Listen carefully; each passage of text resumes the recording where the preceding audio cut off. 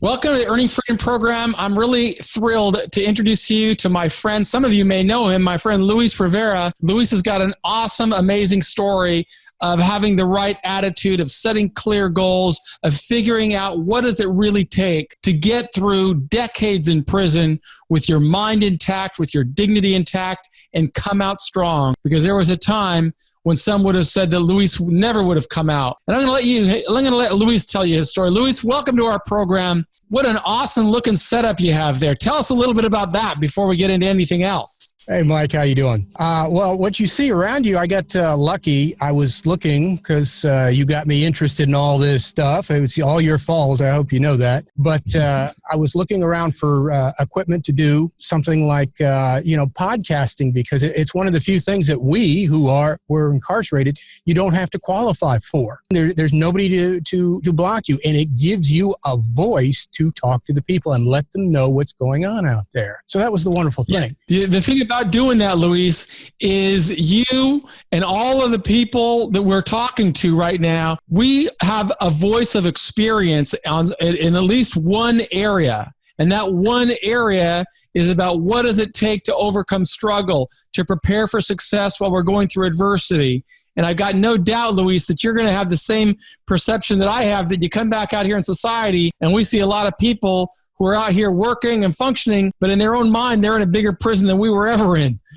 So we've got a role to try and help those guys come out of their own struggle as well. Well, the one thing I recommend is stay hungry. Let me tell you, if you've had any discipline out there, if you started sticking and started working out and started doing your workouts every day and you're disciplined, when you get out here, you're going to be worth gold. Most of the people out here, believe it or not, are lazy. They're just getting a job to hold on to just barely make it. But those of us who've lost our freedom and lost everything around us, we know what it's like. We know what we want, okay? And if you go after it with vigor, you're going to have no problem out here. Believe me. There's one. Tell us about how you lost your freedom. Tell our audience when you lost your freedom and what the mindset was like when it all started. The biggest thing that happened with me is, I was young and I wanted to aspire to doing things. I got into aviation, and unfortunately, aviation is a very, very expensive hobby. And you're hanging around people who have a lot of money, who are driving very nice cars, and before you know it, you want to do the same thing. And some of the kids that are flying out there, they're rich kids, and so they're able to just move up in the world much faster than you, and you want some of that.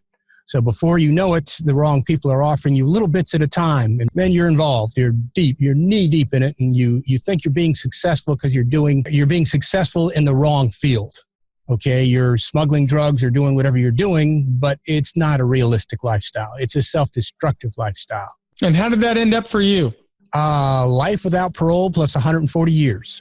And what year did you go into the system, Luis? 1985. 1985 with life plus 140. Tell us a little bit about what the Bureau of Prisons was like so many years ago. Well, it's kind of funny that you say that, because I sound like one of those old men that, saying, oh, you think you got it rough, you should have seen us back then. They didn't even feed us or give us air. No, it was much rougher, because anywhere you went, you were transported by bus. I don't care if you're going across the United States, you went by bus. They had one or two old airplanes out there, and if you're lucky, you got on it. And it was very uncomfortable, but at least it was better than a bus. If not, you would drive anywhere from 8 to 10 or 12 hours a day. They'd check you into a little jail somewhere in some little Podo County. And you usually wouldn't get into a bed until about 12 or 1 o'clock at night.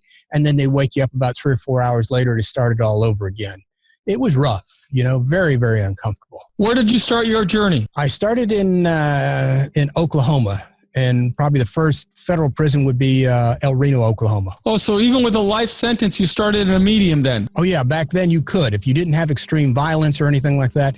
It wasn't until right about 92 where they came up with the Bureau of Prisons came up with a policy that said if you had life or X amount of years to serve, that you had to serve them in a penitentiary. Okay, I started in a pen, but it was, they had the thing then, they had it back then, Luis. It was, if you had 30 or more, you had to go to a USP, but they could give you a management variable. You were young, weren't you? Yes. I was 27 when I went in, 26, 27. 27. And tell us about your journey. Like, what were your stops along the way? Because you were in for a long time. Yeah, the first place, they take you to El Reno. That's where they process you. I don't care if you are in Miami, Florida, and you're going to Orlando, they still sent you to Oklahoma, El Reno, and they processed you. And then they'd send you out from there. Tell us the names of the institutions where you were. Okay, now these weren't where I were. This is just trying to get there. Ashland, Kentucky was the first official place. Then I spent about 5 years there. I got lucky, and they were changing over Lexington, Kentucky from an all-female prison, and they were going to eventually make it to a male prison. And they were sending the girls out every time a busload of men would come in. The women would go out. But it was co-ed for that brief period of time, and it was great. Co-ed prisons. Yeah, a little different from the Bureau of Prisons today. So you go from El Reno to Ashland to Lexington. What's next? From Lexington, I went to, what's that place? Pennsylvania. McKean, Pennsylvania. McKean? Were you at McKean then with Dennis Luther? Yes, I was. And you were there. The dream. I went to McKean. I didn't get to McKean till, I don't know, 1995, I think. Or I don't even remember. The years are a blur, right? I think it was 1995, 96 I got to McKean. Okay, because I left there about 95 or so. Anyway. Yeah, I was a long time ago. McKean was a very nice place. It was interesting. Dennis Luther knew how to run a prison. He really did. He understood how to control inmates, and it wasn't by brute force. He tempted you. That's when they used to have the inmate benefit fund stores. And it was a little store that you walk into, and you could order nice tennis shoes, sweatshirts, hats, stuff like that. And he had a big policy where when you walked in, there was a big sign that said you're only allowed like 2 pair of tennis shoes, X amount of shirts. But they would sell you all you wanted. And that was his little trick. And then you walk into, a guard would walk into a room, and he might see 10 pair of brand new tennis shoes under the bed, and he wouldn't touch it until you got in trouble. And when you did, that's when you paid. He sent what we called the IRS over. This guy, once you got convicted of whatever you were and you went to the hole, this man would make you send it all home or donate it. But if you were good when you got out, you could buy it all over again. So you got that feeling of purchasing and losing. So you wanted to stay good. It was this idea of managing through the use of incentives rather than just the threat of punishment. So it's pretty cool there. It worked. You went from McKean. Where'd you go next? McKean, Pennsylvania, that's when they came up with the policy that said if you had 30 years or more to serve. And they sent me to Petersburg, the penitentiary over there. Petersburg or Lewisburg? I'm sorry, Lewisburg. And, so you were in Lewisburg for a while? Yeah, just for about 6 months. And what it is, we filed this little suit, and the Bureau of Prisons got a hold of it real quick and said, well, listen, there is a management variable that said if you hadn't been in any trouble, that you can remain where you're at. Did you go from USP to FCIs from that point forward, or did you ever have to go back to a USP? I went back to an FCI. That was Talladega, Alabama. That's where they sent me. They sent me to Talladega, Alabama. And Talladega, Alabama, I was there, and then they had the riots there, the big riots back there in 95. And I stayed there for a few more years. And after that, I wound up getting into a problem. Somebody said I was trying to get away. And so they sent me back to the penitentiary into Lompoc, California. Okay. That was an interesting place, Lompoc had a lot of activity going on there, So from Lompoc, where do you go? From Lompoc, they were going to send me to, what was that place in the desert right over there in Lompoc? Victorville. But they kept having too many problems. Everybody from Lompoc they sent over there was tearing the place up. And they finally said, hey, no more people from Lompoc. And they sent the last 2 buses of us, because they were shutting down Lompoc, turning it into a medium. They sent us out. And I wound up in Coleman, Florida, in the penitentiary. And then you went to a Coleman medium? Yes. After a few years, I wound up going to the medium. So all in all, you did how many calendar years, Luis? Total of 30. 30 calendar years. And what's amazing right now is you go in there with life plus 140 years, but yet now you're outside in society in an extraordinarily looking studio with very professional looking equipment, building your life. And I would like you to talk with us a little bit about how the decisions that you made in prison positioned you so that you could eventually get out. How did you get out? And what did you do while you were inside that allowed you to get out? Because I got to believe when you're doing life plus 140, there's a lot of days when you're feeling the hope dissipate. Yeah, there is. The biggest problem that you have, Mike, is that in this business, when you first go in, you never know how serious the situation is. Okay. You're meeting some people who are, a lot of them are just the usual, nondescript type criminals. But there are some people in there that are very serious, deadly serious. And they generally filter down from the higher penitentiaries into the mediums, but they're generally quiet, but you never know who you're dealing with. I kept seeing a lot of people, and I've talked to them, people who are what I call repeat, not only repeat offenders, but repeat getting out and coming back to prison. And I would ask them why. And basically, like they said, when they got out there, they weren't prepared for the world. They couldn't keep up. And they got discouraged and they do something stupid. So early on, I didn't want to be like that. So I figured I had to go a different way. I had to go wherever the crowd was going in prison, you have to veer off and find a different route and go that way. Go to the library, go to learn, take as many educational classes to prepare you. My biggest problem is I did not want to fall behind in technology and what was going on in the world. So I had to buy books and I had to study. So when I came out, it was very, very easy for me to integrate to everything. The only thing I did not know was, little things like credit cards and all the latest little gizmos, self-flushing toilets, believe it or not. You walk into a men's room and there's no handle to flush the toilet, and you're wondering, how is this going to work? But those are little crazy things that you encounter. But you prepared yourself while you're inside because, there is no parole in the federal system, at least not for guys like us with the type of charge. Even under the old law, there was no parole. And yet you were able to get out of prison. Could you tell our audience a little bit about how that worked out for you? How were you able to accomplish such an extraordinary feat? Because I know a lot of people would like to learn from you. The biggest thing that I can tell you is, like I said, I kept myself busy. You have to create your own life in prison because, on the street, everything needs you. You're somebody in your family needs you to do something for them. Your mother, your grandmother, your kids, even your dog needs you to walk them and feed them. But when you come to prison, nothing needs you. I'm telling you nothing. I don't care if you think you have a unique job as a clerk, you can be fired, you can be replaced. Nothing needs you. So you have to create your own world and you have to stay out of everybody else's. Stay away from where the problems are, stay away from the gangs. Okay.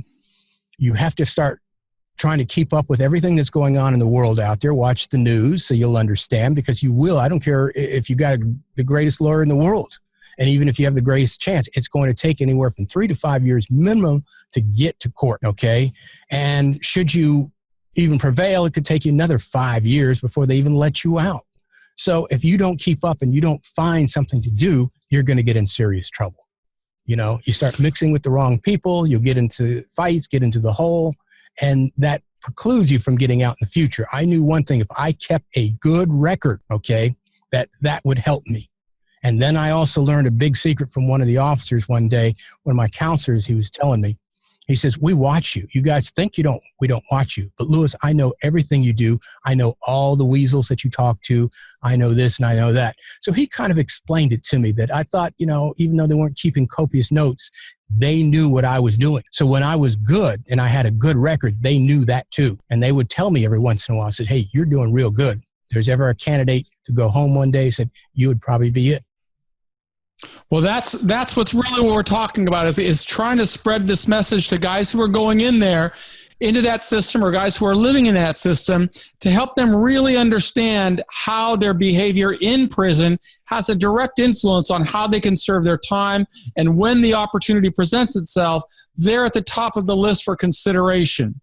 And you went through many presidents. When you went in, President Reagan was in the White House. You went through President Reagan. You went through President George Bush 41, you went through Bill Clinton, George Bush 43, George Bush 43. What was next? You just were in there from one administration to the next, and yet you were able to keep your head on straight, to set clear goals, and to do one other thing that I'd just love for you to elaborate on, what you were just talking about, and that's staying current with the world. As you know, a lot of guys in prison live under this, what I would call a delusion, at least that's my perception, that the best way to serve time is to focus on the penitentiary or on the prison and forget about the world outside. I always rejected that advice and it worked well for me. It sounds like that's the same thing you're telling our audience. Well, up to a point, you're correct. You can't think of home and you can't think of the kids and all this too much because it will affect you. It makes your time much, much harder. Okay. But you're right. You do have to concentrate on things other than the penitentiary because there is a real world going on out there. You have to think of what you want to do and how can you make yourself of value. I think it was, who was it? Einstein that said, don't try to be a success, try to be of value. When you're of value, everybody wants you. Everybody likes you. Everybody needs you and cares for you and will try to help you. Okay. A successful person comes and goes. He might be popular today and he falls out later because he is of no real value. He just happens to be a flash hit, the kid for the day. So you have to find something that's going to make you useful out on the street. Okay. Your education is the number one thing. Lose everybody else. If they're not doing the same thing that you're doing, trying to better themselves, don't hang around them. Go somewhere else. Because they will drag you down. That doesn't only help a person while he's in prison, it also helps him build support systems while they're outside. And I know that you found some support to come into your life and that were willing to stake their own reputation on the line to help you. Could you tell us a little bit about that type of relationship, why you were able to find mentors and support groups outside that were willing to help you? The biggest thing is you have to stay in contact with people and you have to be honest with them. A lot of people will want to pity you because, well, they feel sorry for you that you're in prison. But you have to also tell them, hey, they just didn't drag me off the street and throw me in here for no reason. I earned my way in here. Okay. And when they hear that you understand that you created your own problem, okay, then they're more willing to help you get out of your problem. Okay, but if you sit there and try to tell them, oh, no, I got a bad rap, the judge hated me and all this other nonsense, well, people don't care for you and they will drift away after a little while. But I kept doing it and I kept trying to find people who were currently doing what I wanted to do. If I was into electronics, I would see people or in a magazine or newspaper talking about it, I would write them and say, I read your article, I was very interested in this, can you help me further? Could you tell me which way to go? And people would do that because they really want to help people. They want to help somebody else climb that ladder and move up. Could you tell us a little bit, are you at liberty or can you not talk about some of the people that came into your life and helped you? Well, no, I'm at liberty to help. The biggest people that did the most was like Julie Stewart. What an amazing person she is. She runs FAM. Tell us a little bit about how you got in touch with Julie and how it was that she had an influence in helping you come back to society. Well, in prison, the difference between prison and outside in the street is in your neighbors, your homes are further apart. They have curtains and doors and you can't see what they're doing. In prison, you see what your neighbor's doing. So a guy who tells you he's all this and he does that and he works out, but you never see him go outside. You see him eating chocolate bars and ice cream all day. He's not a very truthful person. Okay. When one day Julie Stewart was invited to come down and give us a message at McKean, Pennsylvania, it was like weeks before she agreed to do this. On the day it was a super bad snowstorm. I mean, so bad that they had to put ropes on our institution so we could find our way back to the unit. That's how bad the storm was. You could not see one unit to another, and people would fall off in ditches. This lady still came there in that blinding snow all the way from Washington, D.C. to Pennsylvania because she made a promise to us, and she kept it. That impressed the hell out of me. I said, that's the kind of person I want to associate with.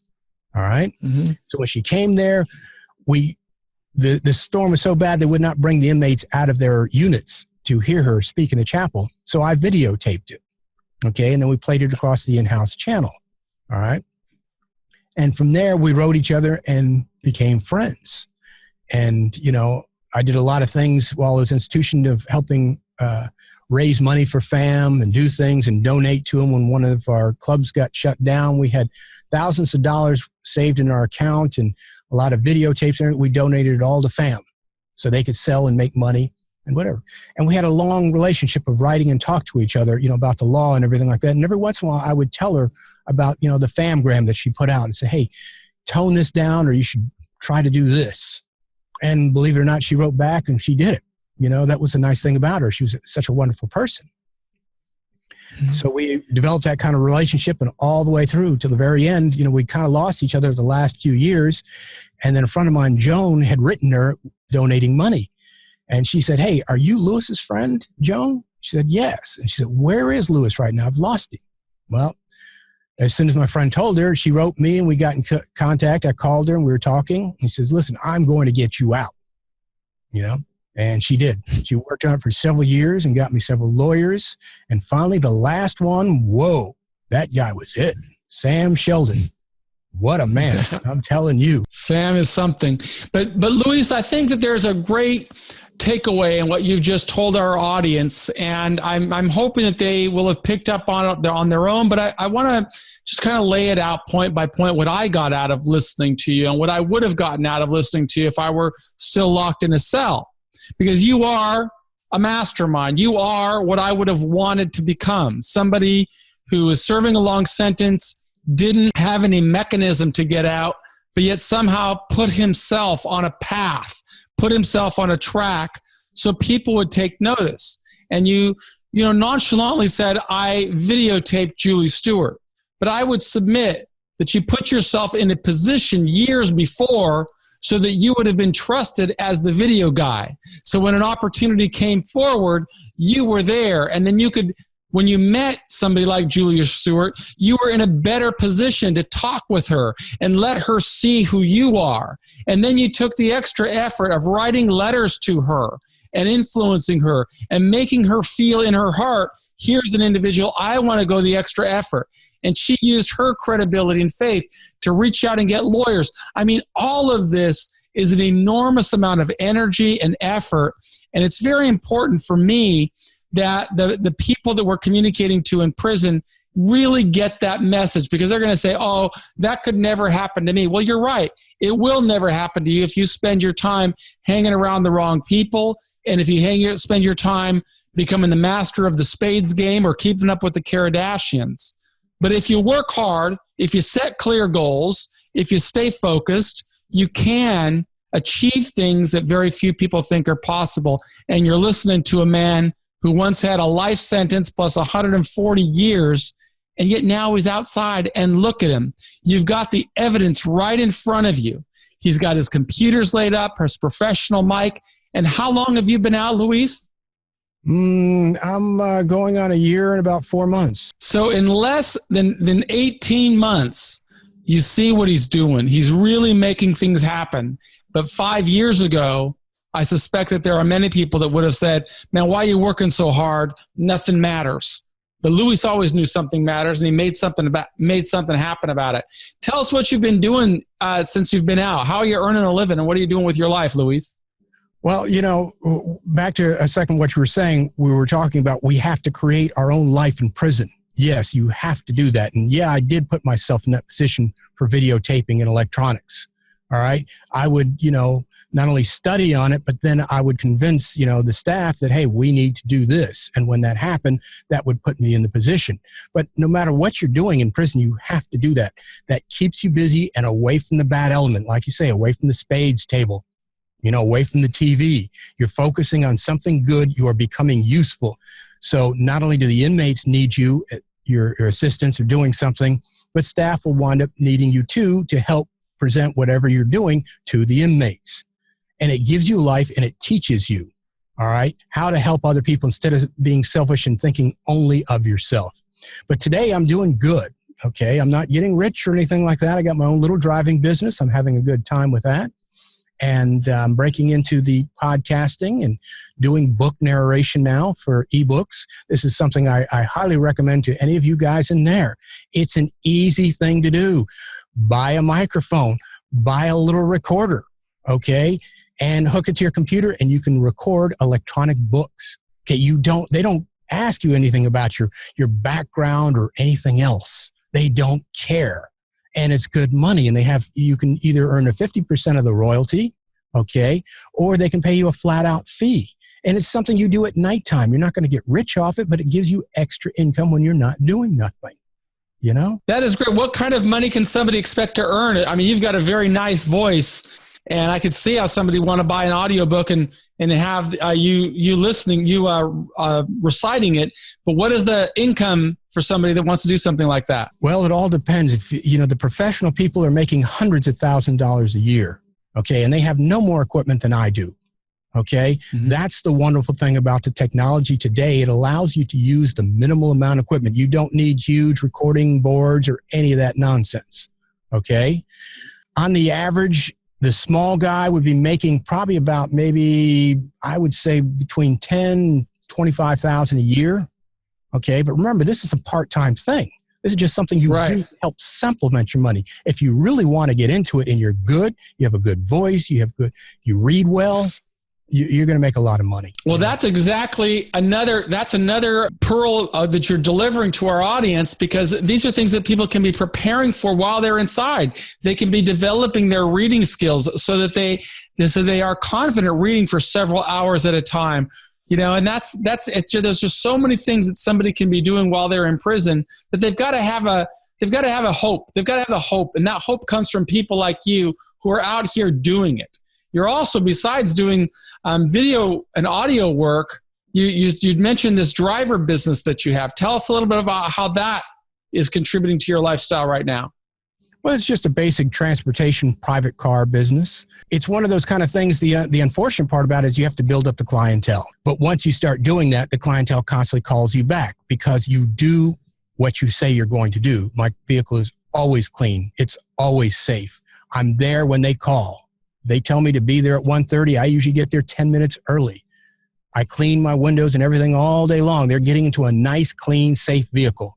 And when they do that, then they want to call you back because they've ridden in cars that are not as nice. So I do other things too, but that's, the main things that keep me going. The thing that I like about your story, Luis, is you're a man who's never given up. Despite having a life plus 140-year sentence, you never gave up. You never fell into that routine of saying, the hole's just another part of the penitentiary. We do my time anywhere. You were always focusing on building yourself to be a man of value. And because of your hard work over time, you found the right people who were able to open doors for you. And a lot of people are living in times right now where they may see policy shifts and maybe losing hope. Well, it's my job as a man who has a lot of passion in my heart for people that I left behind to try and share a message. I'm just so grateful to you for taking the time this evening and sharing your story with the audience inside of the Bureau of Prisons. Well, I have you to thank too, and you're earning freedom. Okay, I'm doing some of the things that you handed my way, gave me the opportunity to do, and thank you very much, Michael. Well, this is a community, and I look forward to continuing our friendship. And any other people who get out of prison, I hope that they'll reach out so that we can record their stories as well, because the reality is I learn a lot from Luis. He's been advising me that I need to start a community. And if I can carve some extra time out of my schedule, I'm going to do that. But I'm just grateful to you for sharing a little bit more of your... You're welcome, Michael. Stay focused. Bye-bye.